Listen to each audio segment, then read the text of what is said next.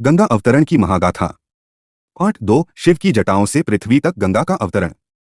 हिमालय की बर्फीली चोटियों के बीच किंग भागीरथा ने भगवान शिव को प्रसन्न करने के लिए कठोर तपस्या शुरू की। दिन बीतते गए, महीने बीत गए, साल गुजर गए। भगीरथ अटल खड़े रहे। उनका शरीर कमजोर हो चुका था, लेकिन संकल्प पर्वत से भी मजबूत था। अंततः पूरा आकाश दिव्य प्रकाश से भर उठा। डमरू की गूंज चारों दिशाओं में फैल गई। और फिर प्रकट हुए महादेव लॉर्ड शिवा। भगवान शिव ने गंभीर स्वर में कहा, भगीरथ, तुम्हारी तपस्या ने मुझे प्रसन्न किया है। मैं गंगा के वेग को अपनी जटाओं में धारण करूंगा। भगीरथ आनंद से भर उठे। उन्होंने हाथ जोड़कर महादेव को प्रणाम किया। उसी क्षण स्वर्गलोक में हलचल मच गई। देवता, ऋषि और गंधर्व सभी गंगा के अवतरण को देखने के लिए एकत्र हो गए। फिर स्वर्ग से प्रकट हुई दिव्य और तेजस्विनी मां गंगा। उनका प्रवाह इतना विशाल और प्रचंड था कि मानो पूरा आकाश टूटकर पृथ्वी पर गिर रहा हो। गंगा ने सोचा, मेरे वेग को कौन रोक सकता है। अहंकार में वे भयंकर गर्जना करती हुई पृथ्वी की ओर बढ़ी।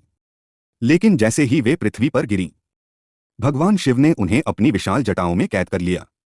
गंगा का पूरा प्रवाह शिव की उलझी जटाओं में खो गया। एक बूंद भी बाहर न निकल सकी। अब गंगा को अपनी भूल का एहसास हुआ। उन्होंने विनम्र होकर महादेव से प्रार्थना की, प्रभु, मुझे क्षमा करें।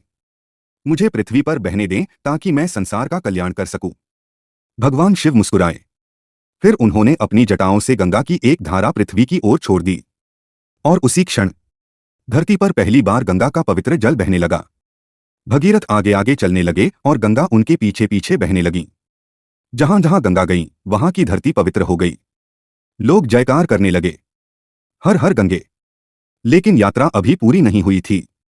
रास्ते में गंगा का तेज प्रवाह सेज जाहनु के आश्रम में घुस गया। उनकी साधना भंग हो गई। क्रोधित होकर ऋषि जाहनु ने अपनी तपस्या की शक्ति से पूरी गंगा को एक ही घूंट में पी लिया। देवता घबरा गए। भगीरथ ने ऋषि से विनती की, हे महर्षि, कृपा करें। गंगा का पृथ्वी पर आना संसार के कल्याण के लिए आवश्यक है। ऋषि जाहनु का क्रोध शांत हुआ। उन्होंने अपने कान से गंगा को पुनः बाहर प्रवाहित किया। तभी से गंगा का एक नाम जाह्नवी पड़ा। भगीरथ गंगा को लेकर अंततः उस स्थान पर पहुंचे जहां सगर पुत्रों की राख पड़ी थी। जैसे ही गंगा का पवित्र जल उन राखों को स्पर्श किया, आकाश से दिव्य प्रकाश उतरा। सगर के 60,000 पुत्रों की आत्माओं को मुक्ति मिल गई। देवताओं ने पुष्पवर्षा की। संपूर्ण ब्रह्मांड गंगा माता की जय से गूंज उठा। तभी से मां गंगा को मोक्षदायिनी, पापहरिणी और जीवनदायिनी कहा जाता है। आज भी करोड़ों लोग गंगा में स्नान करके आत्मा की शुद्धि और मोक्ष की कामना करते हैं।